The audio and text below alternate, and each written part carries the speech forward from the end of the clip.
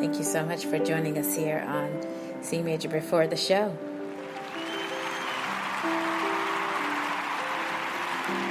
It's a lovely Saturday afternoon, and we're really, really happy to be with you. I wasn't sure what the weather was going to do today. We were looking at so many different parts of weather options. It seemed that it could be partly cloudy and then showers and then mostly sunny. So we get what we get and we don't get upset. But you're here with CMajor on CMajor Before The Show, and we are talking about something very special today. It's about keywords that go along with the chords that you will be playing on the piano. It's kind of a special topic, and I hope you've had a very nice holiday if you have been celebrating July 4th, especially in the greater New York City area. I'm hearing so many different stories from my friends about the way they've been celebrating and going about their week. And so we just wanted to have you think about some of the chords that you may find in some of the music that you are hearing across the holiday. So to be very specific, patriotic tunes.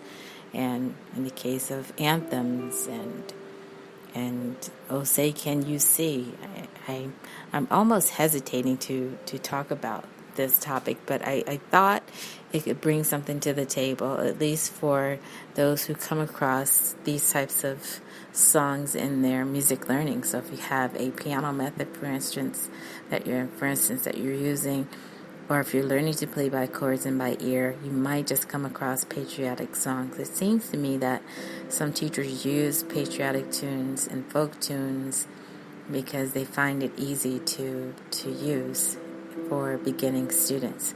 So I'm going to do something I usually don't do. I'm going to talk a little bit more about the singing aspect of music and try to tie that in with what you're doing at the piano. So let's just talk a little bit about voices, and then if I need to, I'm going to step away and then go to the piano, but not before. I try to use my virtual piano first, and then if I don't have the space, then I'll go to my other piano. But I'm reading from the textbook, well, one of the textbooks that you may find on the syllabus. If you don't have this particular one, it's the part 2 of the music theory guide that we are using for the course. And by the way, we are in the Chords for All series. So if you've been following us, what we tried to do, what we aimed to do, was to go for about 12 weeks talking about chords, talking about chord topics, tying in some other facts that may go along with your musical thinking and your music making. And I think what's happening is that we're starting to close out softly. I'm not going to say that it's a tight close or it's a tough close. It's a gradual close. So the way I wanted to do it was I wanted to leave it up to you when you wanted to step away from the course, because we're having a very casual summer. And then when we come back at the end of summer, we will start a whole new series. And I can already tell you this series is going to be shorter and a little bit more focused, a little bit more tightly focused. It's going to be shorter. It's not going to be 12 weeks. I'm starting to see that some of my students that I do not work with online, they tend to have the patience to go through shorter methods, if I can say it that way. So either that, or they may not want to stay with one particular topic for too long and then they want to jump to something else. I think it's just a sign of the times that we live in. So with that in mind, stay tuned for some announcements. Now, what we'll do in the interim, so after we softly close this Chords for All series, we will just talk about other topics of interest, things that are coming across my desk. It will still have to do with chords. I'm really passionate about talking with you about chords and music theory. That just seems to be my focus, and so that's what I'm going to stick with. But then we'll come back really, really strong with the what I'd like to say, the third quarter of our chord study. We started off, if you're following us, we started off with our Piano for Parents series, and then we narrowed it down to just speaking about chords and trying to make it for all. What I meant about for all was parents, students, families, anyone who really wanted to learn to play the piano but just did not really want to focus on reading music just yet. And if you are thinking about reading music, please feel free to join us over at the CMajor Radio Show. We're doing some work over there to really get you thinking about putting your music on the staff and charting it that way, if you care to call it that. Okay, so now what I'm going to do, I'm just going to step into this textbook, and I'm paraphrasing a lot, but I really wanted to just give you a perspective on what it means to talk about voices, because I have some musician friends who have questions about this all the time.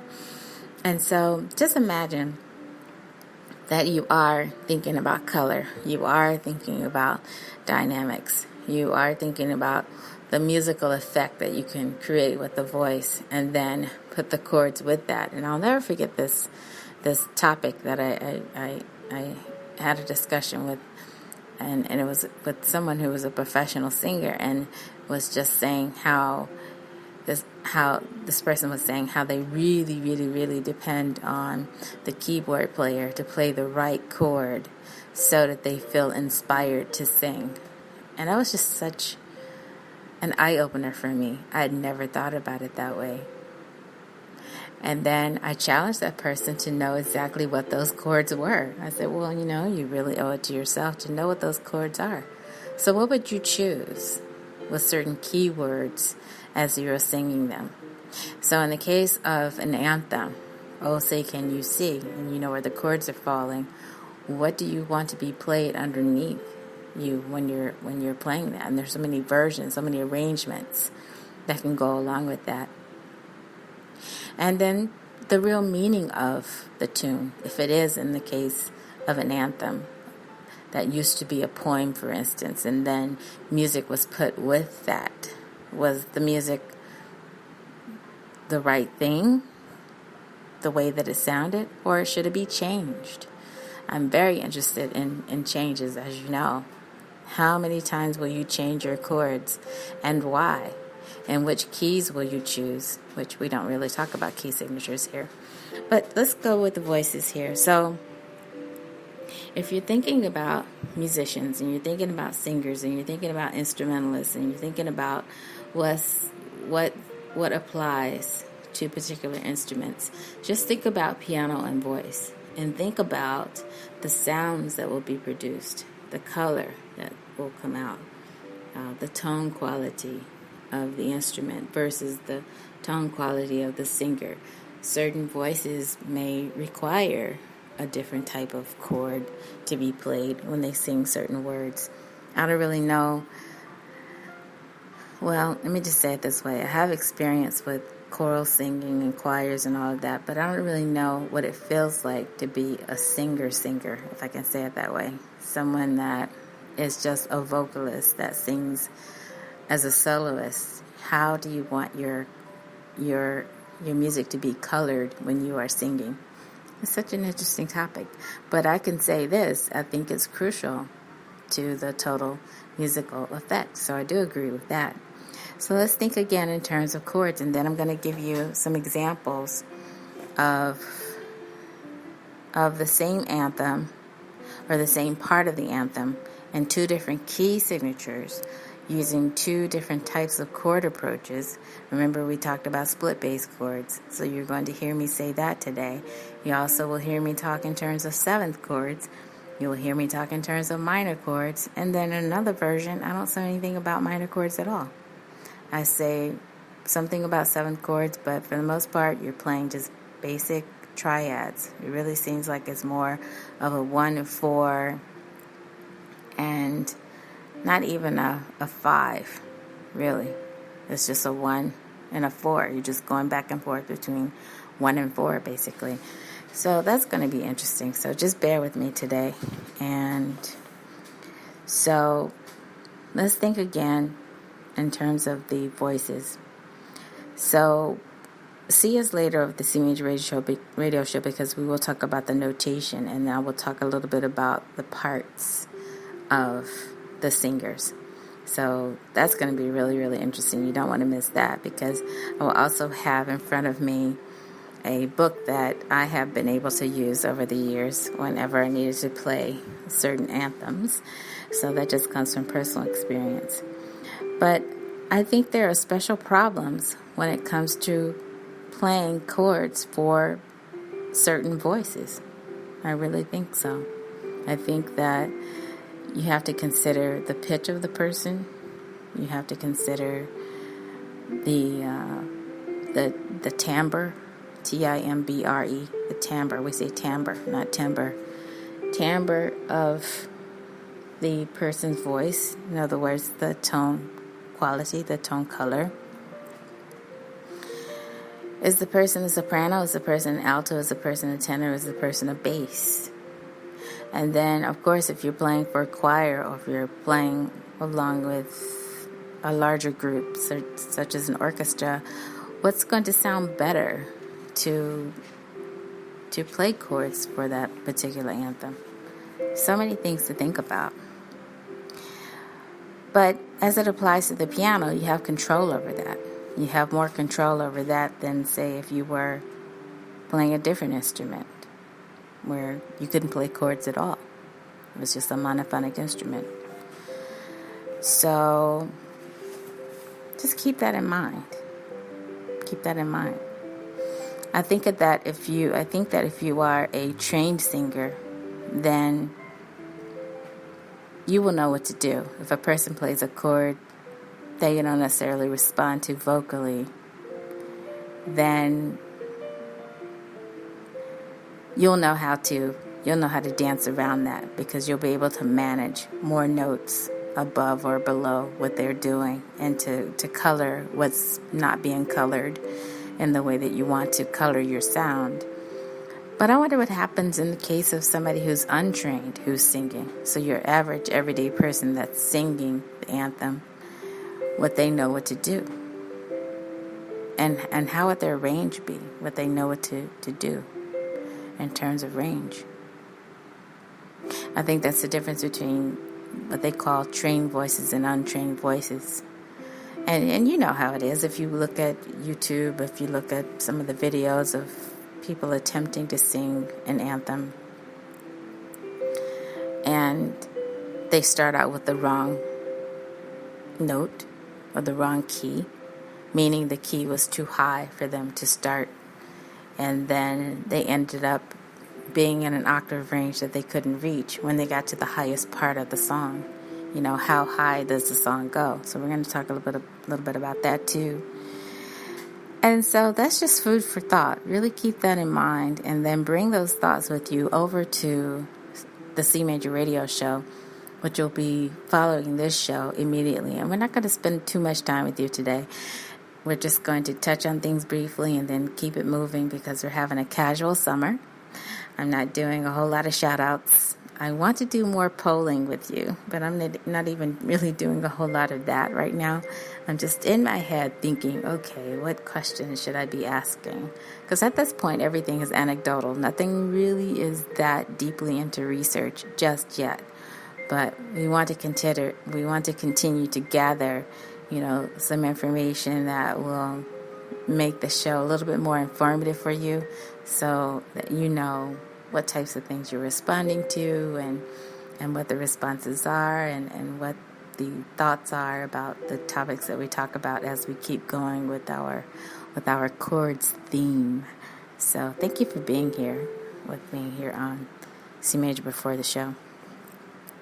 Okay, so I want you to, and this is really going to be for homework,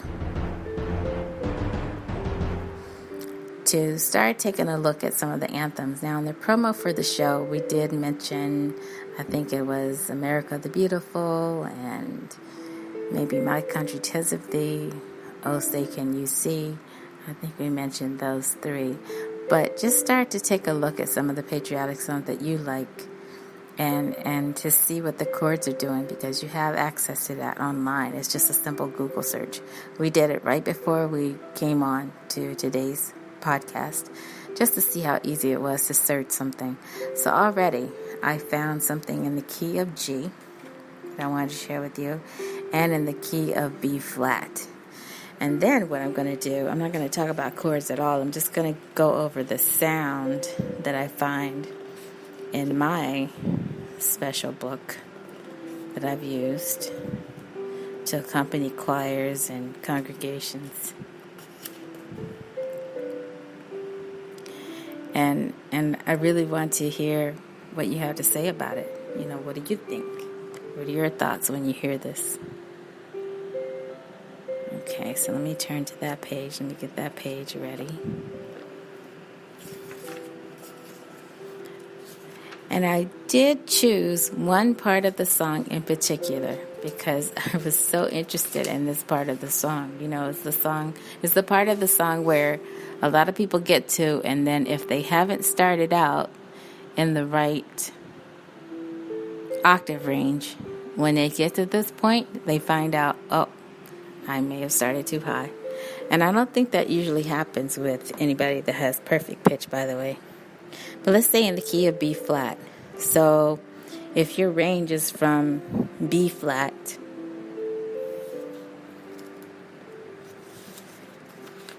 talking about the B flat below middle C, and then to a high F. Okay, let's say that would be a range, but that would have to be in the key of B flat.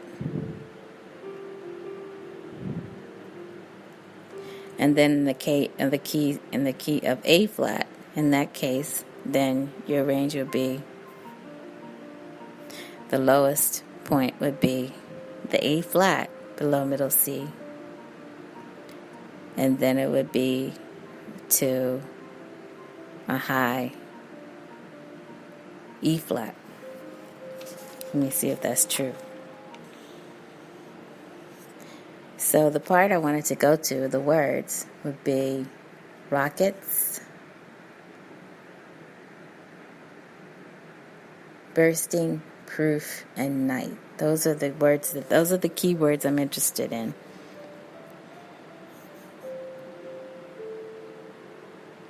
Yep, and that's the case. Okay. So, rockets, red glare, when you get to that point, that's the highest point in the song if you're in the key of A flat. And that highest note will be in E flat. And that is if you are a soprano singer, if you're singing with a choir and you happen to be looking at a two-stave arrangement for SATB, which I'm going to say a little bit more about in a moment. And then when you go down to the lowest point, which, you know, oh, say, if you're in the key of A flat, that say is an A flat. Okay, then again, if you're in B flat, then say would be, your lowest point would be the B flat below middle C, and then your highest note would be an F. Okay. All right, interesting. Okay, so let me put this to the side. That's an actual score. Now, what I wrote down was just some notes. So we'll take a look at something in the key of G, and then I'm just going to try this out. Now, I have my virtual keyboard in front of me. And so, just doing a little bit of typing here. See if I can get to that virtual keyboard. Now, the virtual keyboard is going to limit me. I just know it is. So I'm definitely going to have to go to the piano. I've already tried a little bit of it, and I thought, you know what, I can't even really play split bass chords properly.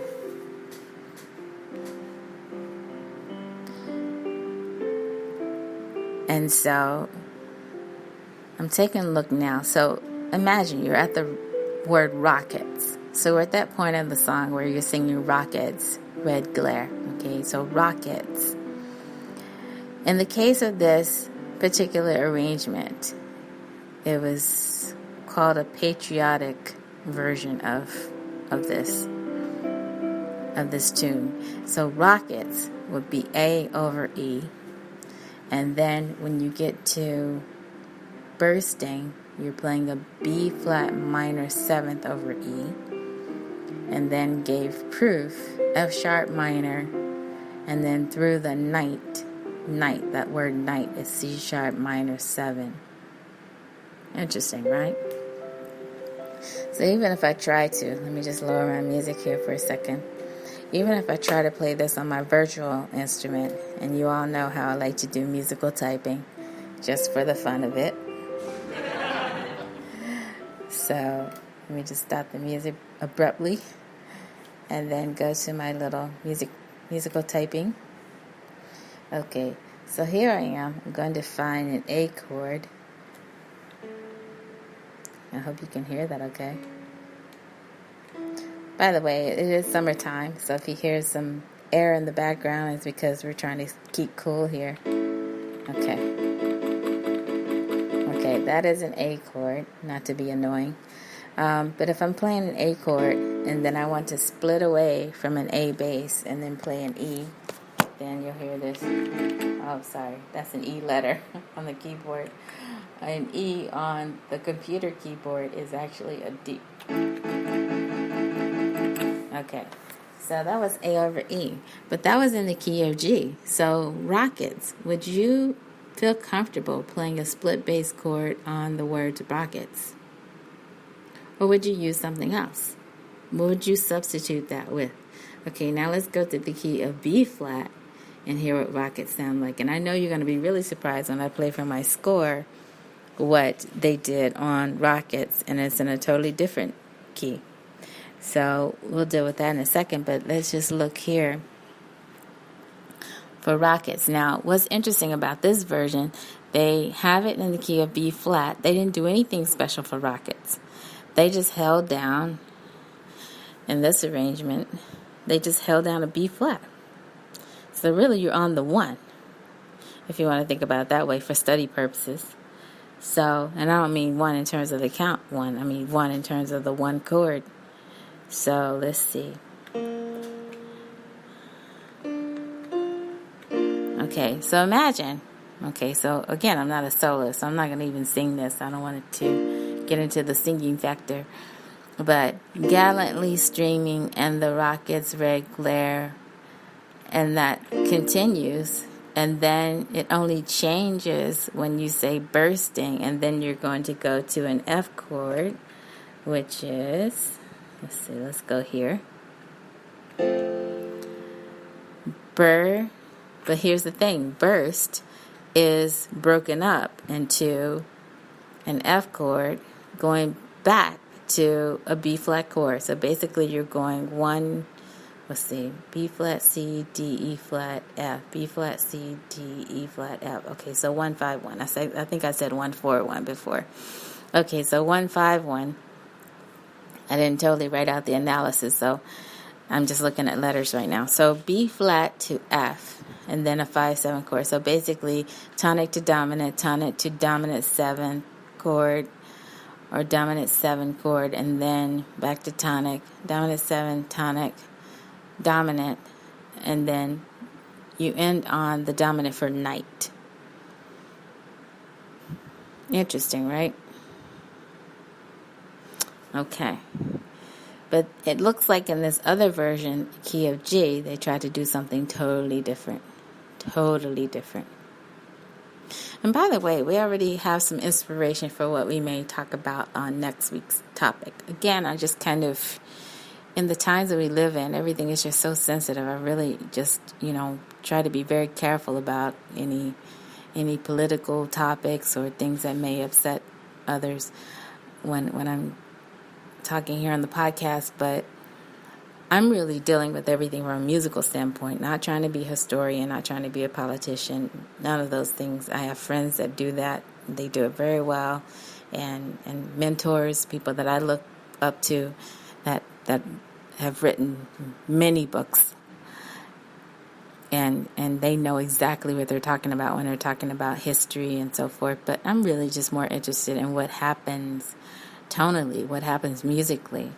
with a song. So we have another anthem on the table to bring you for next week. I think you're going to enjoy it.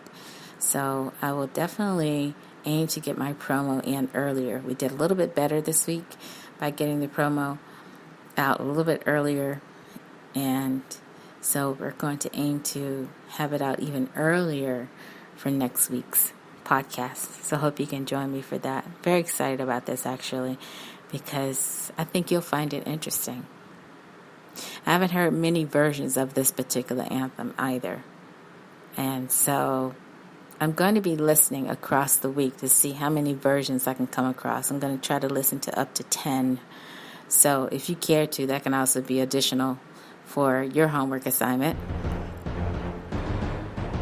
So see us over at CMajor's Classroom, CMajorPorter.com. That's where we post those things over there. And so, very excited about that. Now, let me go back to my musical virtual typing.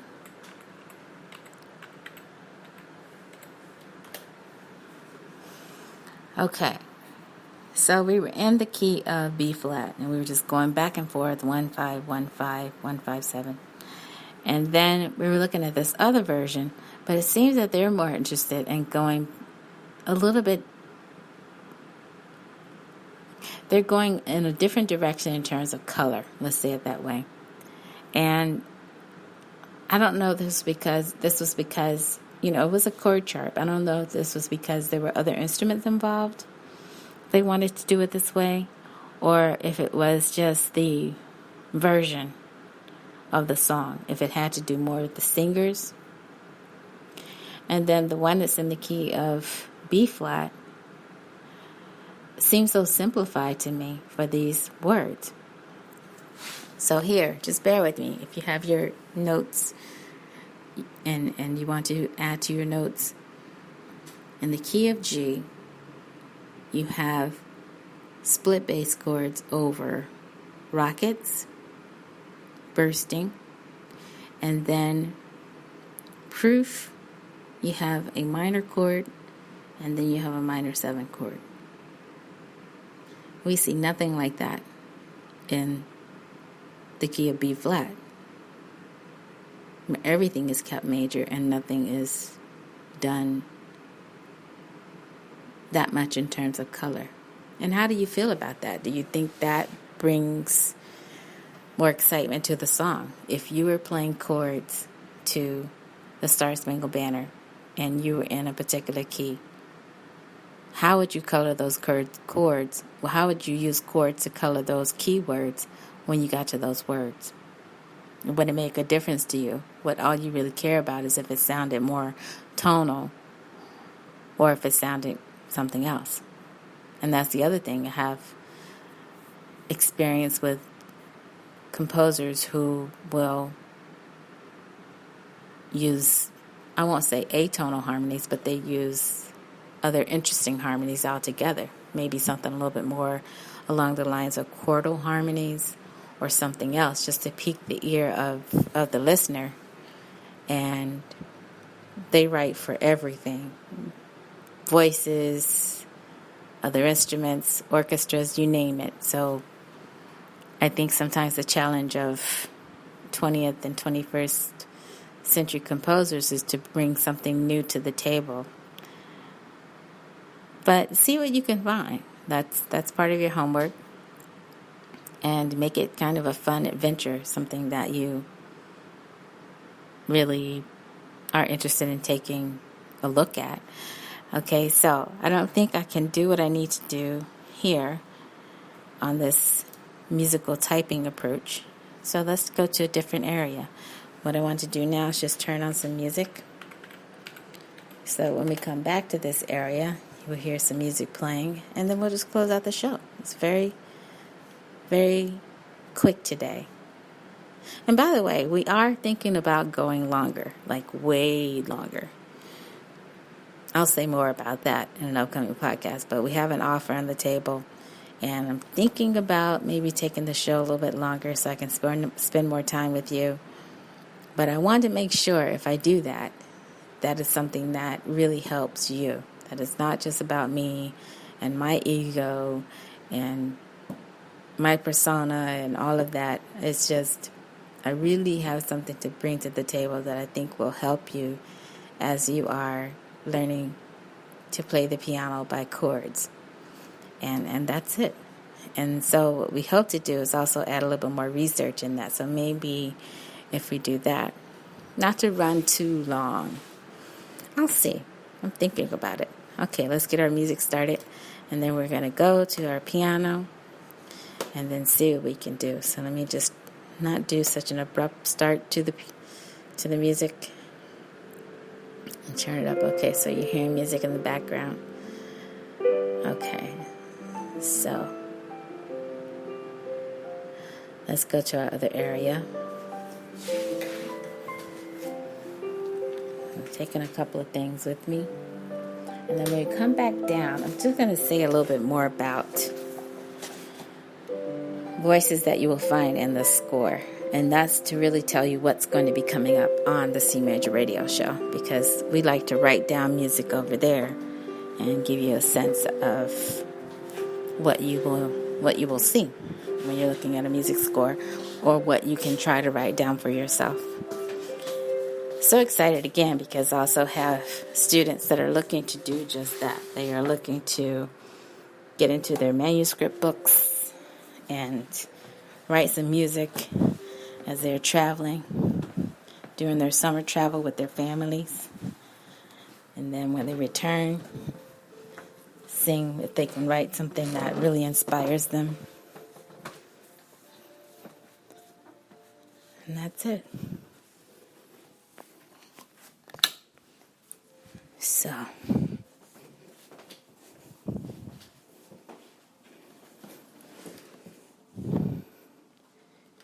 here I am.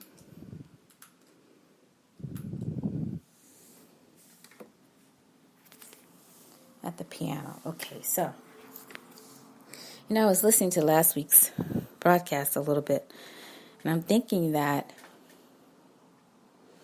maybe I had the microphone a little too far away when I was talking as I was demoing on my instrument.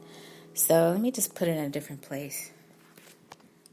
Put it here.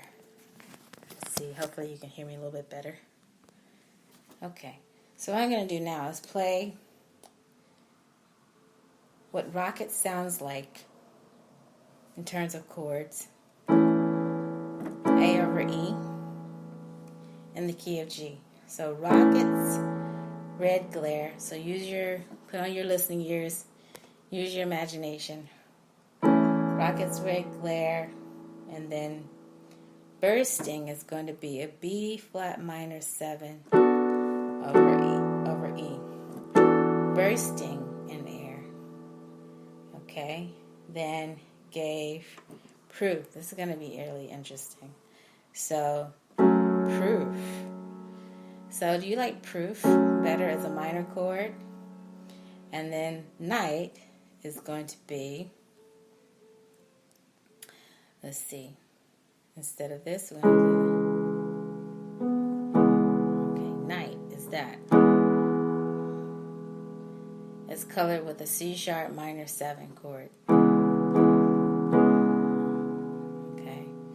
So just imagine that part of the song, okay? So I'm going to play each chord for, I think, 6 counts. Let's just try it that way. So.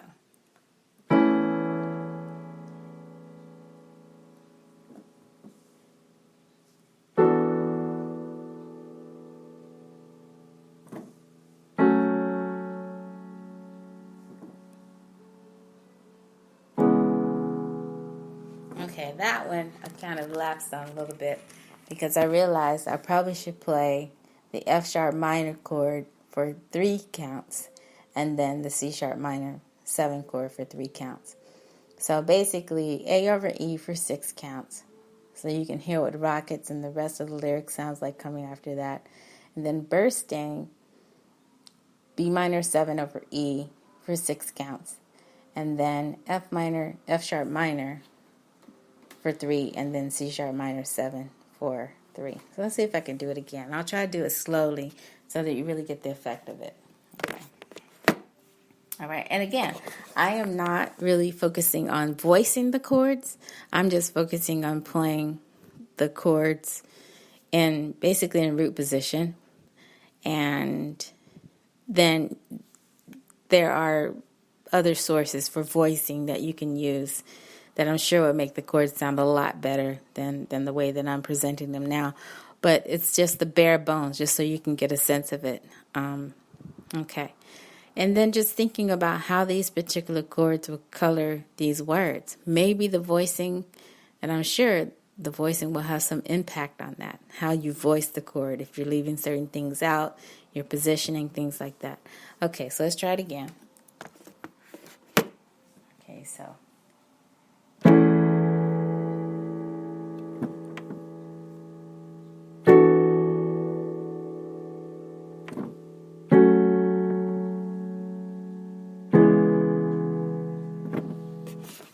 Okay, so I wonder if you really caught what I was trying to demonstrate here. I hope so.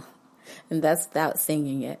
You know, I think the next time I'll bring one of my singer friends, my singer musician friends along and say, hey, sing these words over these chords and see what you get. As a matter of fact, you know, we had a singer that we talked with. Maybe I can get her to do that. We'll see. Okay, now I'm going to go now to a different key altogether. Okay, so I'm in the key of B flat. Before that, I was in the key of G. I just happen to be playing those chords. Okay, but now it's a little bit more direct, so you can hear where I'm playing the B flat chord. Rockets.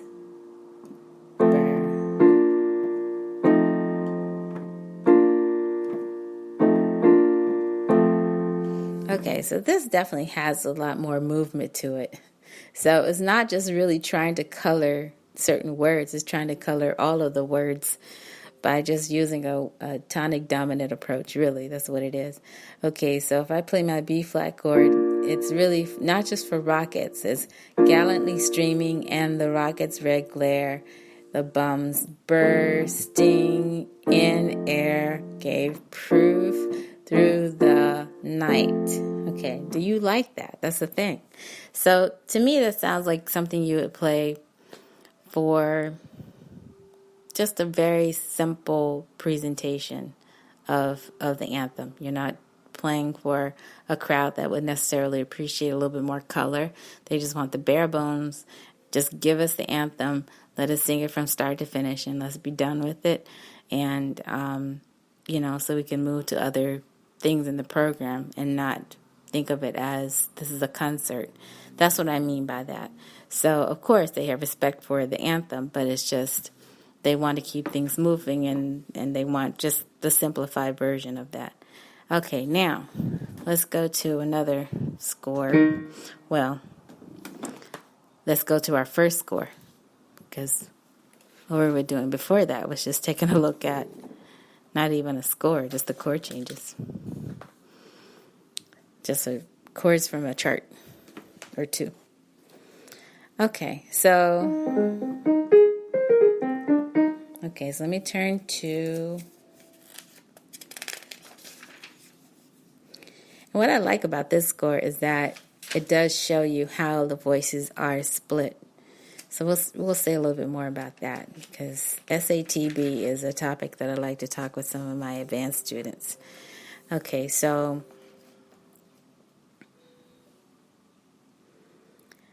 let's see where we are in the rockets. Okay, so in the rock.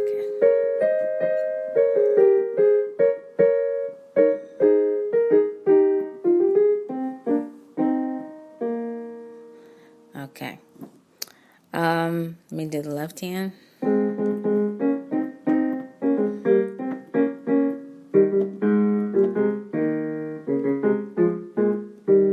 Okay, so I just want to pay attention to, and again, don't bother about my articulation. I was just skipping through some of the harmonies there. Okay, so let's see. If I wanted to play rockets, okay, so here I am. And then, see, I'm going to go to bursting.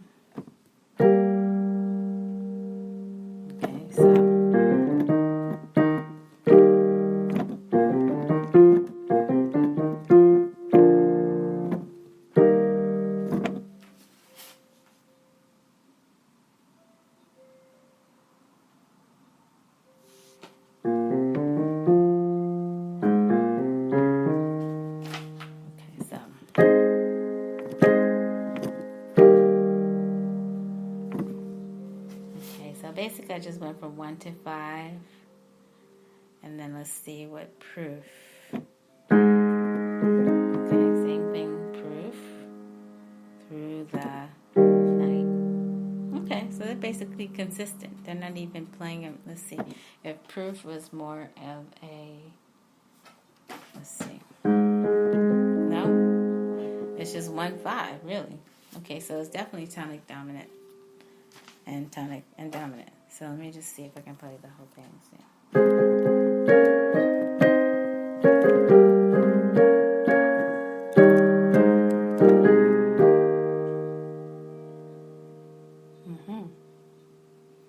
Okay, so there you have it. That's another example, and that's straight from the score. And they really kept it. They didn't do anything fancy with it at all. I thought they would in this particular version of this book. Okay, so let's step away. Let's go back downstairs. I think we have our answer here. And this was total surprise. It was a total surprise to me. So we are on the same page, so to speak, with that, because I didn't look at this ahead of time for that particular score. But now I do want to talk about score. So let's go downstairs, because this is going to lead you over to the C Major Radio Show, where we will talk about writing down music. What does that look like? What will that look like when you try to write, when you're trying to write in different parts? What are some of the rules that go along with that? Very important to think about and to talk about. Okay. Step back to our other area. And I hope you had a nice 4th. I really do.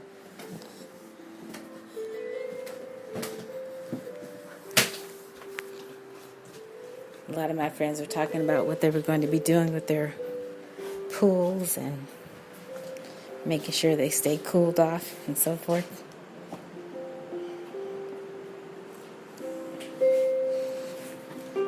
Okay, so here we are. And again, we don't know what the weather is going to be doing. It looks like it could start raining again. So I'm going to take a brief break. I'm just going to get something to drink, and then I will talk with you about voices that you will find in a score.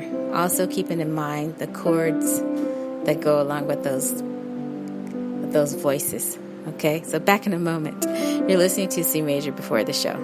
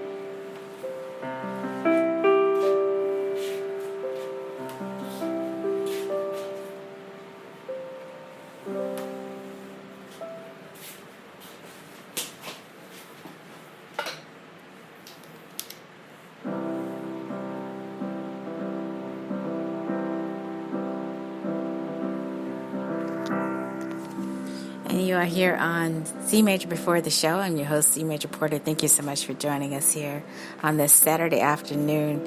And I wanted to end today's show by just talking about some of the voices that you run across. So if you've ever been interested in looking in a book that would show you the staves or the staffs, if you prefer to say it that way.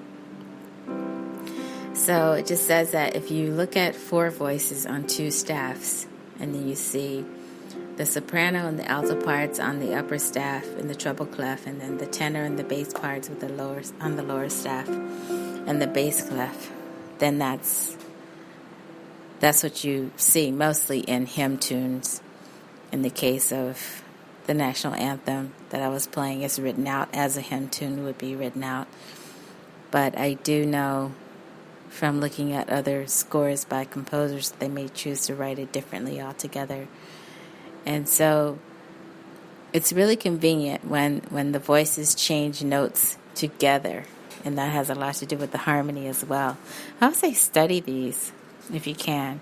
In a 2-staff arrangement, you might see that the stem direction is different for the different voices.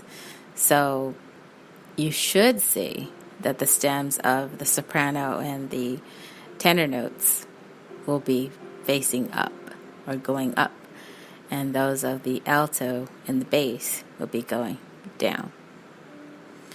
And so a lot of students sometimes they see that the rules change a little bit, and then they get a little confused. If they see something that's written side by side, they get a little confused, and then we have to talk about that. So actually one of my favorite topics to talk about, voices and score.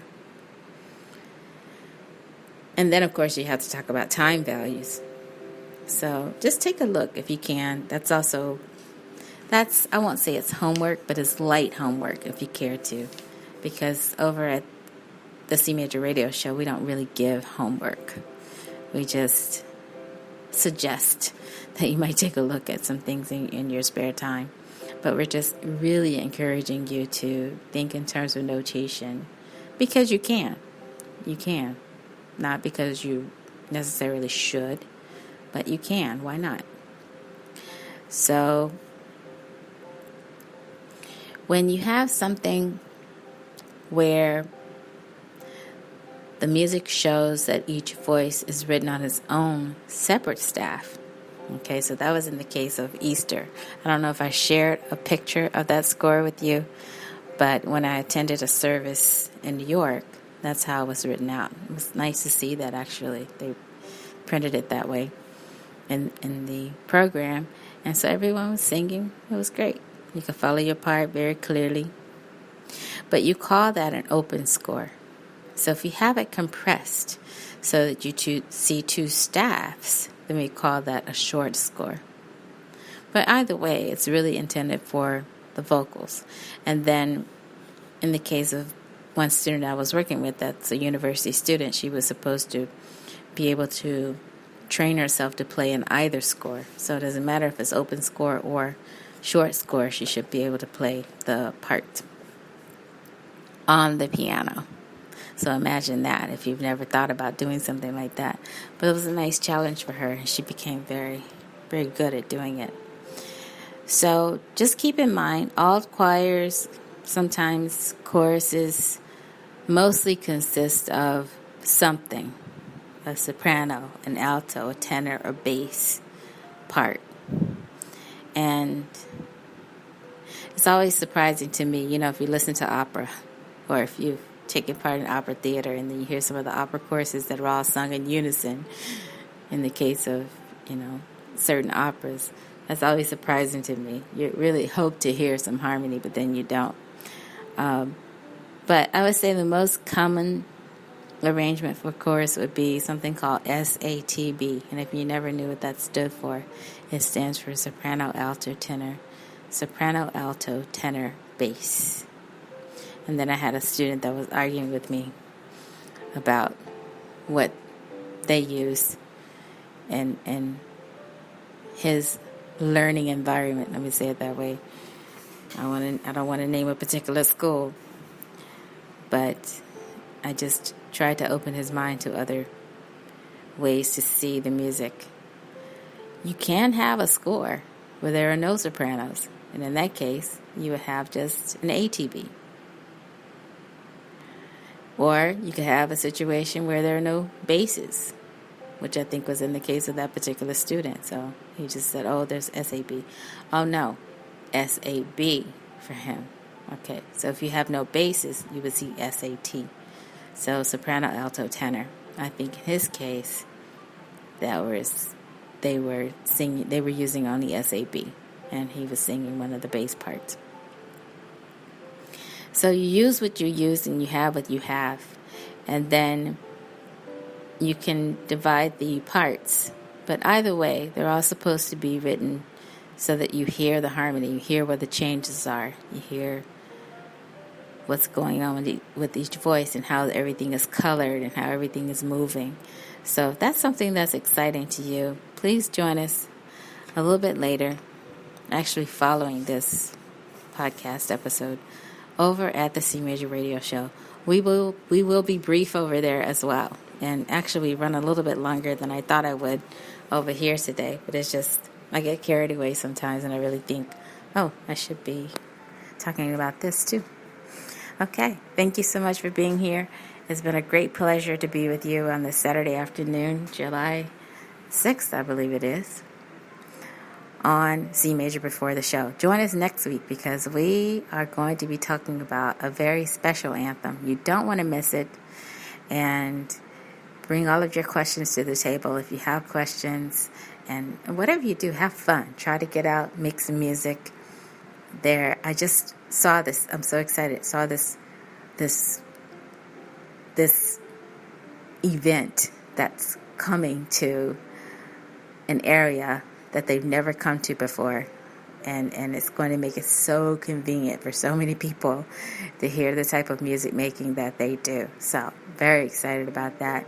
I may be sharing that with you in the future. We'll see what happens before the month is out. But enjoy your music making, have fun, and I hope to see you next week right here on CMajor Before the Show.